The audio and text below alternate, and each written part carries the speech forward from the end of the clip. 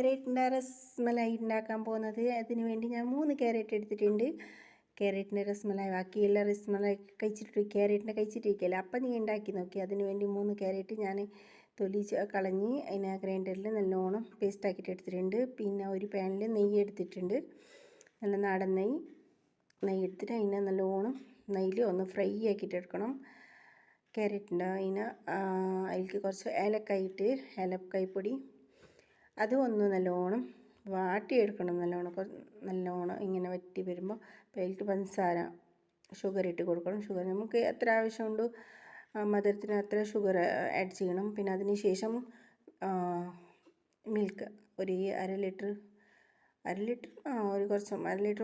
കുറഞ്ഞൊന്നും സാരമില്ല. പിന്നെ വറുത്ത സോജി ഇട്ടിട്ട് ഒന്ന് വീണ്ടും മിക്സാക്കി കൊടുത്തിട്ട് ഇതുപോലെ ആറിക്കിട്ടിയ ശേഷം നല്ലോണം വെള്ളം മിൽക്കെല്ലാം ഒന്ന് സെറ്റായിട്ട് ഒന്ന് ഇങ്ങനെ പാനിൽ പറ്റാതെ പോലെ ഇങ്ങനെ ഈ പരുവത്തിൽ വരുമ്പോൾ ഇതിനെ മാറ്റി വെച്ചതിന് ശേഷം ഗ്യാസ് ഓഫ് ചെയ്ത് പിന്നെ 1 ലിറ്റർ പാലെടുത്തിട്ട് അതിലേക്ക് ഏലക്കായും ഒന്ന് കളറും പഞ്ചസാര എല്ലാം ഒന്ന് മിക്സാക്കിയിട്ട് അതിനെ തിളപ്പിച്ചിട്ടെടുക്കണം.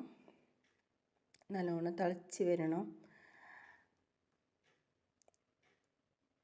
ഇപ്പം ഇതുപോലെ നല്ല തിളച്ച് വരുമ്പോൾ ഇതുപോലെ നല്ല കളറെല്ലാം ചേഞ്ച് ആയിട്ട് അതിനുശേഷം നമ്മൾ ആ ക്യാരറ്റിനെ ഇതുപോലെ ഷേപ്പാക്കി കൊടുക്കണം. രസ്മലായിൻ്റെ ഷേപ്പാക്കി കൊടുത്ത് പിന്നെ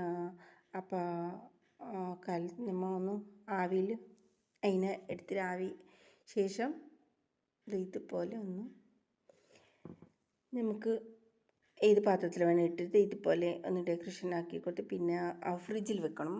ഫ്രിഡ്ജിൽ വെച്ച ശേഷം അതിനെ ഒന്ന് കഴിച്ച് നോക്കി നിങ്ങൾ. നല്ല ടേസ്റ്റ് ഉണ്ട്. ഇതുപോലെ പറയാൻ പറ്റില്ല, നല്ല ടേസ്റ്റ് ഉണ്ട്. രസ്മലായി അത് വേറെ, ഇതൊരു വേറെ ടൈപ്പ് നിങ്ങൾ ഉണ്ടാക്കി നോക്കി. Okay, by.